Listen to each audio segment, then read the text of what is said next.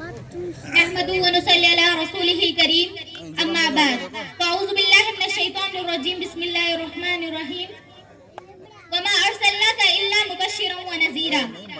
آج کی اس بابرکت محفل میں آپ کے سامنے بعثت نبی صلی اللہ علیہ وسلم پر روشنی ڈالنے کی جسارت کرتی ہوں، لیکن قلم میرا قاصر، زباں میری عاجز، محمد کی عظمت بتاؤں میں کیسے؟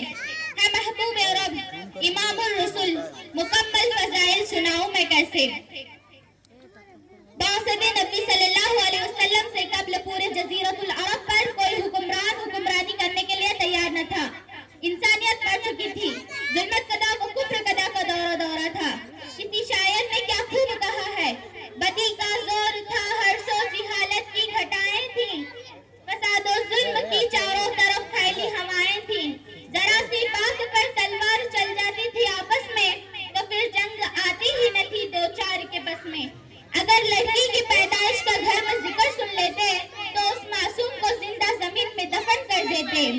غرض جو بھی برائی ہے سب ان میں پائی جاتی تھی، نہ تھی شرم و حیا آنکھوں میں، گھر گھر میں بے حیائی تھی۔ مگر جب اللہ نے ان پر اپنا رحم فرمایا تو عبداللہ کے گھر میں خدا کا لاڈلا آیا۔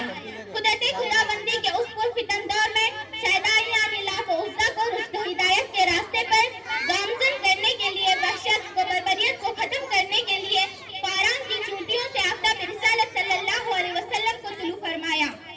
مکہ میں طلوع آفتاب کے وقت آمنہ کے لال، عبداللہ کے لخت جگر، عبد المطلب کے نور نظر دوشنبہ کو اپنے تمام انوار و برکات کے ساتھ تشریف لاتے ہیں۔ آپ ایسے وقت پیدا ہوئے جس سے لیل و نہار دونوں نے فیض حاصل کیا۔ سبحان اللہ سبحان اللہ، ایک عجیب ماحول ہے، نور ہی نور نظر آ رہا ہے۔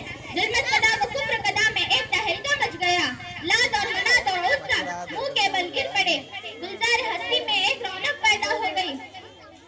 چاروں سمت سے بس ایک ہی آواز سنائی دے رہی تھی، ایک والا آ گیا، ایک والا آ گیا۔ وہ آ گئے تو آ گیا دنیا میں انقلاب، وہ آ گئے تو آ گیا دنیا میں انقلاب۔ اجڑا ہوا چمن تھا گلستان گر گئے۔ میرے قلب و جگر کے ساتھیوں، حضرت آمنہ خود فرماتی ہیں، میرا نور نظر لخت جگر اس وقت کلام تو نہیں کر سکتا تھا، لیکن انگشت شہادت سے کچھ اشارہ کر رہا تھا۔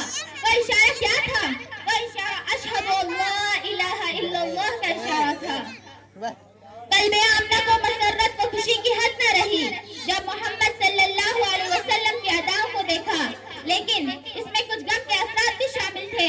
فرماتی ہیں، کاش آج عبداللہ ہوتے تو اس نور نظر لخت جگر کو دیکھ کر کتنے خوش ہوتے اور اس کو کھلونا وغیرہ لاتے۔ غیب سے آواز آئی ہے، اے آمنہ فکر مت کرو، میں اس کا رب ہوں، مربی بھی، استاد بھی، سب کچھ اس کا میں ہوں۔ اگر یہ بچہ کھلونا مانگے تو چاند کو کھلونا بنا دوں گا، اگر یہ بچہ سیر و تفریح کو دل چاہے تو معراج میں بلا لوں گا، اگر یہ بچہ کوئی شہادت طلب کرے تو پتھروں سے بھی کلمہ پڑھا دوں گا۔ اس کے بعد حضرت عبد المطلب آتے ہیں اور سوال کرتے ہیں، اے آمنہ کوئی نام سوچا ہے؟ آمنہ کہتی ہیں، جب سے یہ بچہ پیدا ہوا ہے نہ تو قلب پر قابو ہے نہ زبان پر، ذہن میں کئی نام آتے ہیں لیکن دل میں ایک ہی دستک ہوتی ہے، محمد صلی اللہ علیہ وسلم۔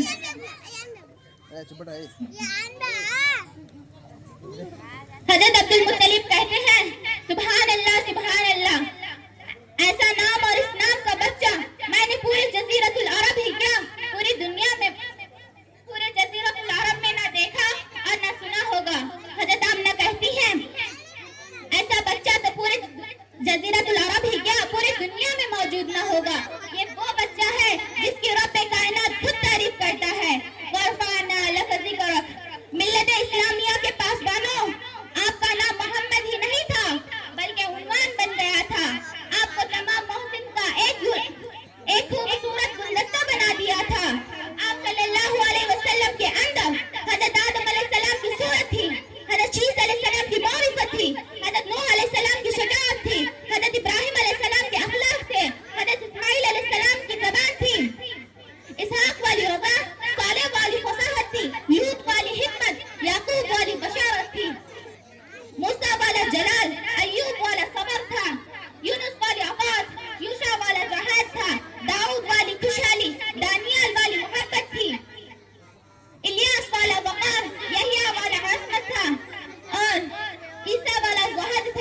میرا